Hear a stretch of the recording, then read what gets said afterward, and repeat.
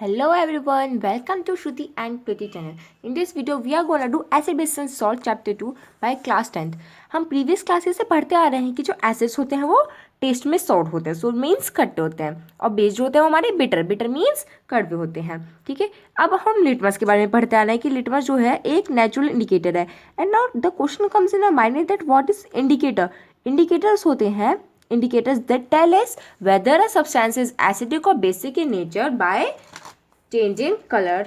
ठीक है, जो वो सब्सटेंस होते हैं जो हमें बताते हैं कि एक कोई हमारे पास सब्सटेंस है वो एसिड है या बेस है, जो अगर उसका टेस्ट या फिर कुछ कलर चेंज हो जाए. ठीक है, मैं आपको बताती हूँ. जैसे कि आप इस पर सर्च करिएगा. देखिए, हमारे पास दो तरीके के इंडिकेटर्स होते हैं. एक होता है नेचुरल, ठीक है, और एक होता है हमारा synthetic. Natural and synthetic. Natural में हमारे आ जाते हैं, मैं एग्जांपल देती हूँ, लिटमस. लिटमस जो है, ये लिटमस कहाँ से ऑब्टेन होता है? ये पर्पल कलर का होता है बेसिकली. जब ये न्यूट्रल होता है, लिटमस पर्पल कलर का होता है. ये लिचन प्लांट से पाया जाता है. लिचन प्लांट से इंपॉर्टेंट है ये. और हो गई हमारी टर्मरिक. टर्मरिक मीन्स हल्दी. और चाइना रोज. चाइना रोज होगी हमारा. चाइना रोज हिबिस्कस को कहते हैं. ओके. सिंथेटिक. सिंथेटिक यानी कि ह्यूमन मेड. सिंथेटिक में आ गए हमारे, सिर्फ आप दो पढ़ेंगे अब, फिनोप्थाइलिन. फिनोप्थाइलिन पढ़ेंगे और methyl orange. These are synthetic indicators. Okay, इनकी टेबल से याद करना कि ये उसमें HC कि ये एसिडिक में कैसे कलर शो करते हैं, बेस में कैसे शो करते हैं. ठीक है, अब नेचुरल सिंथेटिक के बाद आता है हमारा olfactory indicators. Olfactory indicators important है. Olfactory indicators are those indicators that tell us whether substance is acidic और basic by change in smell. Very good. ये वो इंडिकेटर्स होते हैं. So olfactory indicators are those indicators that tell us whether a substance is acidic or basic by change in odor. Odor क्या होता है? Smell. ठीक है, कैसे? देखिए, अब पहले इसके एग्जाम्पल लिख लीजिए. एग्जाम्पल हो गया इसका ऑनियन. ठीक है, क्लोव ऑयल. क्लोव का होता है हमारी लौंग, लौंग का तेल. ठीक है, क्लोव ऑयल के बाद हो गया vanilla essence. Vanilla essence that you use in your making the cake. Okay, vanilla essence हो गया. ये इसके एग्जाम्पल्स ऑल्फैक्टरी इंडिकेटर्स के. कैसे? आपकी बुक में एक एक्टिविटी दी गई है, आपके बुक में ये एक्टिविटी दी गई है, इसमें आपसे कुछ एक्टिविटी आप इसे पढ़िएगा. तो इसमें क्या आप इससे आप क्या कंक्लूड कर सकते हैं? इससे आप ये कंक्लूड करेंगे कि आप पढ़ेंगे कि जब आप ऑनियन को एसिड में डालते हैं, तो अगर जब आप उसको फिर स्मेल करेंगे तो उसकी स्मेल जो है वैसी की वैसी ही रहेगी जैसे पहले अर्लियर थी. और अब जब आप इसको बेस में डालते हैं तो स्मेल बिल्कुल लॉस्ट हो जाएगी, आपको कैसी भी स्मेल नहीं आने वाली. ओके, तो ये किसके लिए था? ये ऑल फैक्ट्री के लिए था. मतलब ऑल फैक्ट्री में हमेशा सब ऑल फैक्ट्री में ऐसे होगा, चाहे वो आपको ऑनियन हो, चाहे क्लोव ऑयल हो, चाहे वनीला एसेंस. अगर वनीला एसेंस को आप एसिड में गिरोगे तो स्मेल वैसी की वैसी ही रहेगी, और अगर आप इसको बेस में ऐड करोगे तो स्मेल लॉस्ट हो जाएगी वनीला एसेंस की. ओके, आई होप सो आप अंडरस्टैंड हो गए होंगे. Now we are gonna do how do acid and base reacts with matter. अब एसिड और बेस कैसे रिएक्ट करते हैं मेटल के साथ. अब आपको ये एक्टिविटी दी गई है. सो इस एक्टिविटी में बेसिकली क्या कहा गया है कि जब आप जिंक को एक H2SO4, H2SO4 क्या है? ये हमारा एसिड है, सल्फ्रिक एसिड. ठीक है, जब आप H2SO4 में डालेंगे तो आपको मिलेगा जिंक सल्फेट. ठीक है, प्लस H2 गैस रिलीज हो जाएगी, plus H2 gas will be released. और आप हमेशा लर्न करिएगा, ये वाली आपको ज़रूरी नहीं है कि आपको यही रिएक्शन दे, आपको किसी और मेटल की, जैसे कि एग्जांपल ले लेते हैं जिंक के अलावा आयरन को HCl हाइड्रोक्लोराइड के साथ दे दें, तब क्या बनेगा? Fe2Cl plus H2 gas release हो जाएगी. ओके, और आपको दे दें, आपको कुछ भी दे सकते हैं, चाहे जिंक का HCl के साथ रिएक्शन दे दें, हमेशा H2 गैस रिलीज होगी. और H2 गैस कब रिलीज होगी? आपका H2 गैस की रिलीज की प्रेजेंस कैसे पता लगाएंगे कि H2 गैस रिलीज हुई है? ये है by pop sound. Pop sound ये इंपॉर्टेंट है. बाय पॉप साउंड से कैसे पता लगाएंगे? देखिए, जब आप एक बर्निंग कैंडल को पास लेके आएंगे तो वो बर्न करती हुई पॉप साउंड से बुझ जाएगी, पॉप साउंड होगी, तो आप इससे इसकी प्रेजेंस का पता लगा सकते हैं. तो वो बात थी कि जिंक जो एसिड है वो मेटल के साथ कैसे रिएक्ट करता है. तो एक सॉल्ट बनी थी और हाइड्रोजन गैस बनी थी. अब सेम ऐसी होगा, जब बेस को आप मेटल के साथ मिलाएंगे तो आपको सॉल्ट मिलेगा प्लस H2 गैस रिलीज होगी. बिल्कुल सेम होगा. ठीक है, आप इसको देख लीजिएगा. और मतलब जितने भी आप एसिड लेंगे सबके साथ यही रिएक्शन होगा. अब हम मेटल कार्बोनेट और मेटल हाइड्रोजन कार्बोनेट कैसे रिएक्ट करेंगे एसिड के साथ. ठीक है, पहले आप समझिए कि मेटल कार्बोनेट और मेटल हाइड्रोजन कार्बोनेट होते क्या है. मेटल कार्बोनेट होता है कि जैसे जिंक और कार्बन को जब आप कंबाइन कर देंगे, किसी मेटल को और किसी कार्बोनेट को, ठीक है, ये तो हो गया. और जैसे कि फिर आप किसी मेटल को या बाइकार्बोनेट को हम कहते हैं बाइकार्बोनेट यानी कि जब उसमें हाइड्रोजन ऐड हो जाए, बाइकार्बोनेट भी कह सकते हैं आप इसको, हाइड्रोजन कार्बोनेट भी कह सकते हैं, जब ये दोनों कंबाइन हो जाए. कैसे होंगे? जैसे कि ये हो गया हमारा सोडियम कार्बोनेट. ओके, और ये हो गया हमारा सोडियम बाइकार्बोनेट. अगर अब हम इनको इन कार्बोनेट को और मेटल बाइकार्बोनेट को एसिड के साथ रिएक्ट कराएंगे, एसिड के साथ अगर आप इन्हें रिएक्ट कराएंगे तो आपको एक सॉल्ट मिलेगा प्लस वाटर मिलेगा प्लस CO2 मिलेगा। सेम इसमें भी यही मिलेगा आपको। ये देखिए, अब ऐसे क्यों है कि इसमें भी सेम मिलेगा, सिर्फ एक डिफरेंस होगा इन दोनों के बीच में। वो क्या डिफरेंस होगा? बैलेंसिंग का। जब आप इनको बैलेंस करेंगे तो वो चेंज बैलेंस होगी। ठीक है, जैसे कि आप बुक में भी देख सकते हैं, यहाँ पे देखिए 2 NaCl है, यहाँ पे NaCl है। सिंपली सिर्फ बैलेंसिंग का डिफरेंस होगा और कोई डिफरेंस नहीं होगा। उसके बाद अब क्या करा इन्होंने, और उसके बाद की जो आपको 2 रिएक्शंस बुक में दी गई हैं, ये सिर्फ रीडिंग पर्पस के लिए आप इनको पढ़ लीजिएगा और समझ लीजिएगा। इफ नहीं आएंगे तो then you can subscribe my channel and I will surely upload a video for this and to comment below. Now comes how do acid and base react with each other. अब acid और base एक दूसरे के साथ कैसे react करते हैं, तो अब चलिए इसको समझते हैं। देखिए गाइस, हमने कोई भी एसिड ले लिया, HCl ले लिया, ठीक है। अब हम इसको रिएक्ट करवा रहे हैं किसी भी हम जैसे बेस ले लेते हैं NaOH ले लेते हैं। जब इनको रिएक्ट कराएंगे तो हमको मिलेगा एक सॉल्ट NaCl मिल गया प्लस वाटर, ये मिलेगा हमको। ये देखिए बुक में भी आपको यही गिवन है, base plus acid give salt plus water. अब आप सोच रहे हैं कि इसके अलावा कोई एग्जांपल दे, तो इसके अलावा भी मैं आपको कुछ एग्जांपल देके दिखाती हूँ। जैसे कि HCl नहीं, हम ले लेते हैं H2SO4 ले लिया। अब कोई सा भी बेस ले लेते हैं हम,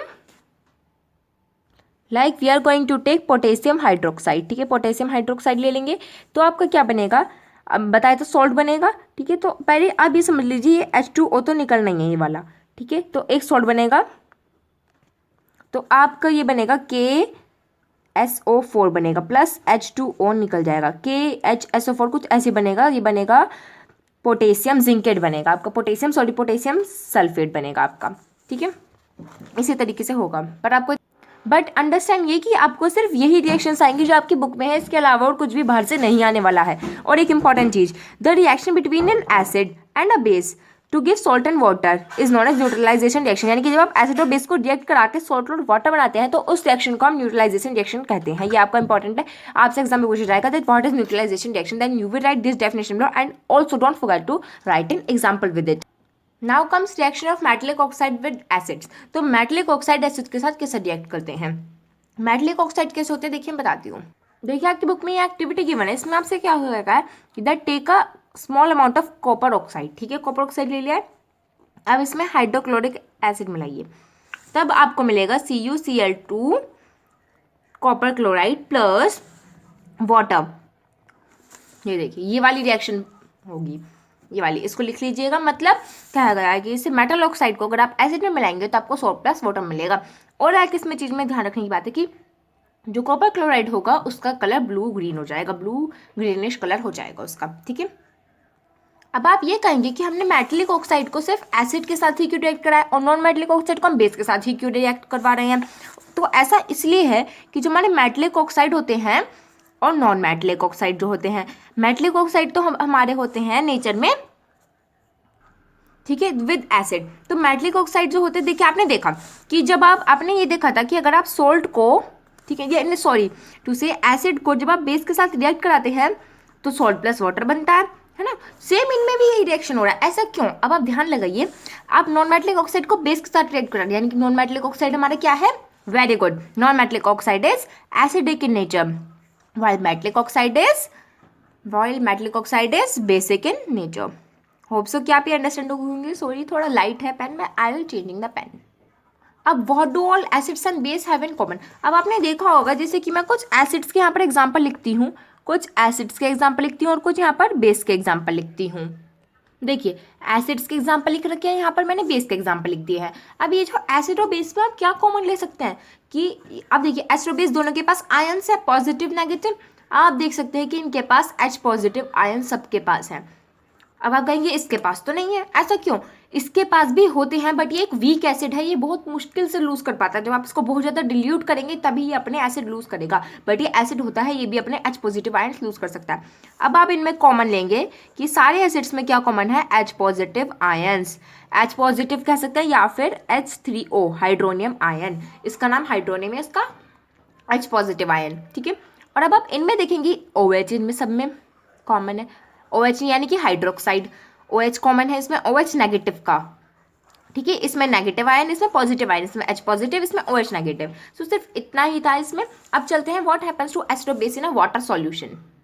अब आपसे कहा गया है कि जब आप एसिड को पानी में मिलाएंगे तो वो हाइड्रोनियम आयन, या फिर आप इसको इसकी जगह H पॉजिटिव आयन्स भी पुट कर सकता है, और एक नेगेटिव आयन लूज करेगा। यानी कि अगर आप इसको सेम वही बात है, यहाँ पे H पॉजिटिव आयन को पानी में मिलाएंगे तो H3O हाइड्रोनियम आयन देगा। अब क्या कहा गया, अगर आप बेस को पानी में मिलाएंगे तो वो दोनों आयन्स को सेपरेट कर देगा। ओके, और बेस में अगर आप पानी में मिलाएंगे तो आप देखेंगे कि ये Na positive plus OH negative दोनों आयन्स को सेपरेट कर देगा। अब देखिए, अब आपको एक बात बताना चाहती हूँ कि चाहे तो कोई एसिड हो या फिर कोई बेस हो, ये तब तक अपने आयन्स लूज नहीं करते हैं जब तक कि इनका कांटेक्ट वाटर के साथ ना हो। चाहे थोड़ी सी भी 0.001% अमाउंट में भी प्रेजेंट हो मॉइस्चर, तब भी रिएक्ट कर जाएंगे, पर वाटर प्रेजेंट होना चाहिए। ठीक है, ये वरना रिएक्ट नहीं करेंगे, बिना इसके ये अपने आयन्स लूज नहीं करते हैं। ना H पॉजिटिव आयन्स ये लूज करेगा, ना ही OH नेगेटिव आयन्स लूज करेगा। अब आपसे कहा गया है जब आप एसिड और बेस को पानी में मिलाते हैं तो बहुत वो एक्सोथर्मिक होता है, यानी कि जब आप एसिड को पानी में मिलाएंगे तो बहुत ज़्यादा हीट रिलीज होती है, एक्सोथर्मिक। तो जब आप, तो इससे कहा गया है कि आपको बहुत केयरली मिक्स करना चाहिए। मतलब आपको क्या गया है कि हमेशा कंसनट्रेटेड नाइट्रिक एसिड को पानी में नहीं मिलाना चाहिए। मतलब आपको कंसनट्रेटेड मतलब क्या है, उसमें पानी की अमाउंट प्रेजेंट नहीं है, सिर्फ आपके पास कंसनट्रेटेड वो ज़्यादा अमाउंट में प्रेजेंट है, तो उसको पानी में बहुत ध्यान से मिलाना चाहिए। हमेशा पहले पानी होना चाहिए। आप ये मत करिएगा कि एसिड है, जैसे आपके एक बीकर में आपके पास एसिड प्रेजेंट है, उसके ऊपर से पानी अगर आप दे देंगे तो उस पे से स्प्लैशेस या फिर छींटे आएंगी जो कि आपको बर्न कर सकती है। तो आपको क्या करना चाहिए कि आपको वाटर लेना है और फिर उसके ऊपर से धीरे धीरे एसिड इसको स्टिर करते हुए डालना है। इस प्रोसेस को हम कहते हैं डिल्यूशन। इससे क्या होता है, जब आप एसिड या फिर बेस को मिक्स करते हैं तो आयंस की कंसंट्रेशन इस, या तो फिर एसिड है आपके पास चाहे बेस है, इनके आयंस की कंसंट्रेशन थोड़ी कम हो जाती है, जिसकी वजह से आपको आपके बर्न होने के चांसेस कम रहते हैं। तो इसी प्रोसेस को हम डिल्यूशन कहते हैं, और जिस एसिड या फिर बेस को आप कर रहे हैं उसको हम डिल्यूटेड कहते हैं। Okay, now how strongs are acid और बेस। अब देखिए, एक स्केल यूज होता है, एक स्केल यूज होता है। देखिए आप, एक स्केल यूज होता है जिसका नाम होता है पीएच। ठीक है, अब आप ये देखते हैं कि लिटमस पेपर से सिर्फ ये पता लगता है कि कोई मैटर एसिड है या बेस है, ये नहीं पता चलता कि वो कितना एसिडिक है, कितना बेसिक है, कितने उसमें H पॉजिटिव आयंस प्रेजेंट है, कितने OH नेगेटिव आयंस प्रेजेंट है। तो इसका पता लगाते हैं हम इस स्केल से। कैसे, ये एक स्केल होता है जिसकी रेंजिंग होती है बिटवीन 0 to 14। देखिए मैं आपको जूम करके दिखाती हूँ। देखिए पहले यहाँ देखिए, इसकी रेंज होती है 0 से 14 तक। अब आपको सिर्फ इतना पार्ट दिखाती हूँ ध्यान से। देखिए यहाँ पर जो है एसिड प्रेजेंट है, एसिड का नेचर इस तरीके से बढ़ेगा, यानी कि यहाँ पर एसिडिक ज़्यादा होगा अगर 1 है। देखिए जैसे अगर आपके पास यहाँ पर 1 प्रेजेंट है और 3 प्रेजेंट है, तो कौन सा ज़्यादा एसिडिक होगा, 1 ज़्यादा एसिडिक होगा और 3 कम एसिडिक होगा। अब जैसे एक और एग्जाम्पल देती हूँ, 4 है या 5 है, इनमें से कौन सा एसिडिक होगा ज़्यादा, 4 एसिडिक होगा ज़्यादा। ठीक है, अब 7 पे न्यूट्रल होता है और OH नेगेटिव पे बेसिक नेचर इंक्रीज होता है। मतलब कैसे, अब बताती हूँ आपको। अब 7 के बाद के नंबर लेना है, 8 या फिर 9, किसका ज़्यादा होगा, 9 का। 10 या फिर 13, किसका ज़्यादा होगा, 13 का। बस 14 से आगे आप ले नहीं सकते, मैं आपको बता दिया है। लेकिन आप दिखाएंगे ऐसे कि increase in H positive concentration, decrease in H positive concentration. अब यहाँ पे ये नहीं लिखेंगे कि increase in OH negative concentration, समझे। प्लीज़ गाइस इस चैनल को सब्सक्राइब कर दीजिए। अब देखिए importance of pH in everyday life. अब देखिए जो एसिड हमारी बॉडी की पीएच रेंज होती है वो बिटवीन 7.0 to 7.8 होती है। और एसिड रेन कब होती है, जब हमारी जो रेन है उसमें एसिड की मात्रा, मतलब रेन वाटर लेस देन 5.6 होता है, यानी कि जब वो उसमें एसिड की मात्रा ज़्यादा प्रेजेंट हो जाती है, जिसकी वजह से एक्वेटिक लाइफ हार्म भी हो सकती है। अब देखिए आपको लिखा हुआ है पीएच इन अवर डाइजेस्टिव सिस्टम। पीएच होता है हमारा डाइजेस्टिव सिस्टम में भी। वो कैसे, देखिए जो हमारे स्टमक है उसके अंदर HCl प्रेजेंट होता है। HCl is an acid. जब भी हमें एसिडिटी, जब हम ज़्यादा कुछ बाहर की चीज़ खा लेते हैं तो उनमें एसिड प्रेजेंट होता है। जब हम उनको ज़्यादा कंज्यूम कर लेते हैं तो हमारे में एसिड की कंसंट्रेशन बढ़ जाती है, जिसकी वजह से एसिडिटी होती है। तब आप क्या यूज़ करते हैं, एंटासिड यूज़ कर सकते हैं, जो कि बेस होती है नेचर में। ठीक है, तो कुछ नेम दे रखे हैं, जैसे कि आप magnesium hydroxide, milk of magnesium, basically milk of magnesium, magnesium का मिल्क नहीं है ये, मैग्नीशियम हाइड्रोक्साइड, इसको बेसिकली नेम दे रखा है, जो कि और आप यूज़ करते हैं इनो, डाइजीन, ये सब यूज़ करते हैं। ये सब बेसिकली बेस होती है नेचर में। ठीक है, अब टूथ डिके, जो हमारा टूथ डिके कब शुरू होता है, जब हमारे माउथ का पीएच लेवल लेस देन 5.5 होता है। ठीक है, लेस देन 5.5, ये लर्न कर लीजिएगा। जो हमारा टूथ एनिमल है ये सबसे स्ट्रॉन्गेस्ट, मतलब सबसे ज़्यादा हार्डेस्ट पार्ट है हमारी बॉडी का। ठीक है, ये बिल्कुल गलता नहीं है, ना ये गलता पानी से ना कुछ होता है, बस इसमें लेकिन आप क्या कहते हैं उन्हें, कीड़े भी लग सकते हैं। But it can be corroded when the mouth pH is below 5.5. hope you understand. जो ये किसकी वजह से होता है, जब बैक्टीरिया, जब हमारे माउथ में बैक्टीरिया प्रेजेंट होते हैं। देखिए जब आप खाना खाते हैं तो कुछ बैक्टीरिया, मतलब जब तो स्वीट या कुछ लगा रह जाता है तो बैक्टीरिया उनको खाने के लिए आते हैं, जिसकी वजह से हमारा माउथ, हमारी टीथ को हार्म पहुंचता है। तो इसके लिए हम क्या यूज़ करते हैं, टूथपेस्ट। सो बेसिकली आप कहते हैं कि टूथपेस्ट में नमक है, वो नमक नहीं, वो बेस होता है। हमारे टूथपेस्ट में बेस प्रेजेंट होता है जो कि न्यूट्रलाइज करता है एसिड के इफेक्ट को। अब self defence by animals and भी बता दूँ। अब देखिए आपको यहाँ पे दिया गया है कि विनर में एसिटिक एसिड प्रेजेंट है, इसमें ये प्रेजेंट है, ये आप इनको लर्न कर लीजिएगा, दिस इज इंपॉर्टेंट। अभी आपको यहाँ पे क्या बताया गया है कि एक हमारे पास नीटलिक प्लांट है जिसकी अगर आप इसको पत्तियों को छू देंगे तो उसमें कुछ कांटे से प्रेजेंट होते हैं जिनके अंदर एसिड प्रेजेंट होता है, तो आपकी बॉडी के अंदर एसिड चला जाता है तब।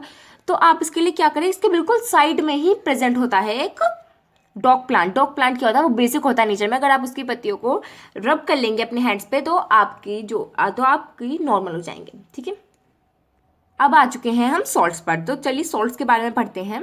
सॉल्ट्स क्या होते हैं, जब बेसिकली दो कंपाउंड्स पॉजिटिव और नेगेटिव आयंस के ऐड कर लिए जाते हैं, जैसे कि Na ये पॉजिटिव है, Cl नेगेटिव है, इन दोनों को जब आप कंबाइन कर देंगे तो ये सॉल्ट बना देंगे, ठीक है। NaCl जैसे ये है, ये पॉजिटिव का है, ये नेगेटिव का है, इन दोनों का जब आप कंबाइन कर देंगे तो ये NaOH सॉल्ट बना देंगे, ठीक है। तो जो हमारा NaCl है ये कॉमन सॉल्ट है, ठीक है।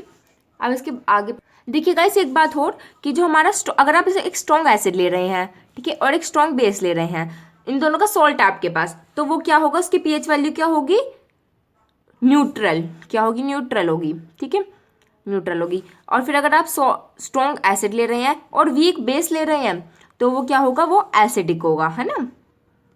और अगर आप वीक एसिड ले रहे हैं और स्ट्रॉन्ग बेस ले रहे हैं तो वो क्या होगा, सिंपली बेसिक होगा। बहुत बेसिक चीज़ है ये, बेस होगा। अब केमिकल्स फ्रॉम कॉमन सॉल्ट क्या होता है हमारा, NaCl।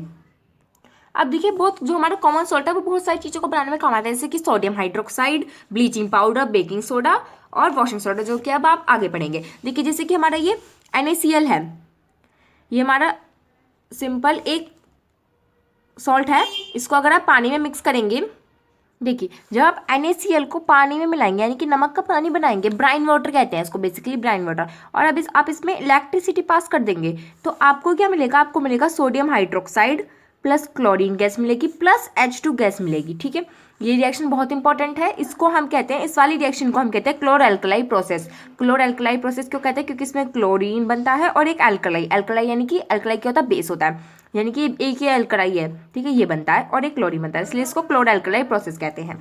देखिए आपको यहाँ पे दे रखा है ब्राइन वाटर है, यहाँ पे इस साइड ब्राइन वाटर है, ठीक है, ब्राइन यानी कि सोडियम क्लोराइड का पानी है, ठीक है, यहाँ पे ब्राइन का है तो, और इस साइड आपके यहाँ पे ब्राइन कंटेनिंग NaOH। जब आप इसमें इलेक्ट्रिसिटी पास करेंगे एनोड और कैथोड में तो Cl2 गैस रिलीज होगी और H2 गैस रिलीज होगी और इस साइड से NaOH मिलेगा आपको, ठीक है। ये इसके बाद दे रखे किस किस में यूजेस आते हैं, ये H2 गैस, क्लोरीन गैस, ठीक है, इसको हम कहते हैं क्लोरल प्रोसेस। बता चुके ब्लीचिंग पाउडर ये आए है, ये साइड जो है ये आपका ब्लीचिंग पाउडर। जब आप कैल्शियम हाइड्रोक्साइड में क्लोरीन गैस पास करेंगे तो आपको कैल्शियम क्लोराइड प्लस वाटर मिलेगा, ओके। ब्लीचिंग पाउडर के यूजेस ये बहुत इंपॉर्टेंट है, they are used for bleaching cotton and linen in the textile industry और ब्लीचिंग द वुड पल्प, ठीक है। ब्लीचिंग मतलब आप वॉश क्लॉथ्स को ब्लीच करते हैं, ये सब में यूज़ होती है। As an oxidizing agent in chemical industry, oxidizing agent की तरह भी यूज़ करते हैं। और जब आपने देखा होगा कि जब आप वाटर में कभी कभी ब्लीचिंग पाउडर फिर क्लोरीन की गोलियाँ गिर देते हैं ताकि उसमें से जम्स फ्री वाटर हो जाए। बेकिंग सोडा ये वाला जो ये इस साइड है ये है आपका बेकिंग सोडा, ठीक है, बेसिकली ये है sodium bicarbonate is a baking soda. तो जब आप NaCl यानी कि सोडियम क्लोराइड और पानी और CO2 गैस प्लस अमोनिया को पास करेंगे तो आपको अमोनिया क्लोराइड मिलेगा प्लस सोडियम कार्बोनेट मिलेगा, this is the baking soda that you are wanted. तो जब आप इस सोडियम क्लोराइड में सोडियम बाइकार्बोनेट में हीट पास करेंगे तो आपको सोडियम कार्बोनेट मिलेगा प्लस पानी प्लस CO2 मिलेगा, ठीक है। ये वाला जो ये रिएक्शन है यूज़ की जाती है, तो बहुत ज़्यादा यूज़ की जाती है। और सोडियम कार्बोनेट जो है ये एक माइल्ड बेस की तरह भी काम करता है, इट न्यूट्रलाइजेज एन एसिड। अब यूज़ क्या है बेकिंग सोडा के, ये जो आप माइल्ड ईटेबल एसिड है, ये एक ईटेबल एसिड है टर्टरिक, जैसे टर्टरिक एसिड जो है, टर्टरिक एसिड आपका इमली में पाया जाता है तो उसमें इसी तरीके से ये इसको भी हम खा सकते हैं। Baking soda is an acid. अब देखिए जब इस बेकिंग सोडा में प्लस H पॉजिटिव आयन यानी कि एसिड मिला देंगे तो आपको carbon dioxide plus hydrogen gas plus sodium salt मिलेगा, ठीक है। ये इसको हम एसिडिटी के लिए भी यूज़ करते हैं। अब कार्बन डाइऑक्साइड को हम एंटासिड भी बता चुके यूज़ करते हैं, इट और उसको मेन इंपॉर्टेंट ये पॉइंट है कि इसको हम सोडा एसिड फायर एक्सटिंग्विशर में ये भी यूज़ करते हैं, यानी कि फायर एक्सटिंग्विशर में यूज़ करते हैं। अब आता है वॉशिंग सोडा। वॉशिंग सोडा का ये फॉर्मूला है Na2CO3.10H2O, ये इंपॉर्टेंट है, ये यूज़ किया जाता है। यानी कि कैसे, जब सोडियम कार्बोनेट में प्लस आप पानी मिलाएंगे, पानी मिलाएंगे तो आपको ये मिलेगा, यही वॉशिंग सोडा है दैट यू आर वांटेड। तो 10H2O का मतलब है कि जो Na2CO3 है वो भी आपका वेट मिलेगा, यानी कि आपको जो सोडियम कार्बोनेट मिलेगा वो उसमें मॉइस्चर प्रेजेंट होगा। अब वॉशिंग सोडा के क्या यूज़ है, वो ग्लास, सोप और पेपर इंडस्ट्रीज़ में यूज होता है। मैन्युफैक्चर होता है बोरेक्स बनाने में, बोरेक्स सोडियम के कंपाउंड बनाने में, क्लींजिंग एजेंट के लिए यूज़ होता है, और permanent hardness of the water को रिमूव करने में। All the crystals of salt related है, देखिए मैं आपको बता चुकी हूँ जो सॉल्ट के क्रिस्टल हैं, अब उसमें 10H2O मिला है, तो यानी कि जो आपको जो मिलेगा, देखिए जैसे बताती हूँ मैं आपको। तो जब आप सोडियम कार्बोनेट को 10H2O वाटर हमने यूज़ करा है, तो फिर जो ये हमें ये सोडियम कार्बोनेट मिला है ये भी वेट होगा नेचर में, यानी कि ये इसके जो क्रिस्टल्स होंगे वो गीले होंगे। अब देखिए POP, plaster of Paris. POP जो आप सुनते होंगे कि आपकी छत पर पीओपी की जाती है, इसकी फुल फॉर्म है प्लास्टर ऑफ पेरिस। ये प्लास्टर ऑफ पेरिस कैसे बनता है, बेसिकली जिप्सम से बनता है। जिप्सम कैसे बनता है, जब एक जिप्सम एक सब्सटेंस होता है, जब आप इसको 373 केल्विन टेम्परेचर पर हीट करते हैं तब आपको मिलता है। कैसे, देखिए बताती हूँ। ये आपका जिप्सम का फॉर्मूला है, जिप्सम का फॉर्मूला है कैल्शियम सल्फेट, ये देखिए, प्लस 2H2O।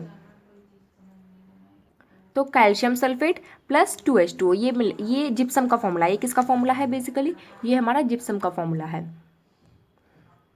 और जब आप इसको इस टेम्परेचर पे जिप्सम को हीट करेंगे, जिप्सम को जब आप हीट करेंगे तो ये वाटर मॉलिक्यूल को लूज कर देता है, जिसकी वजह से आपको ये मिलता है कैल्शियम सल्फेट हेमीहाइड्रेट मिलता है, आपको ये मिलता है। ये वाला फॉर्मूला जो है ये जिप्सम का है, और ये सिर्फ आधा आपको करना है, ये आपका है प्लास्टर ऑफ पेरिस का।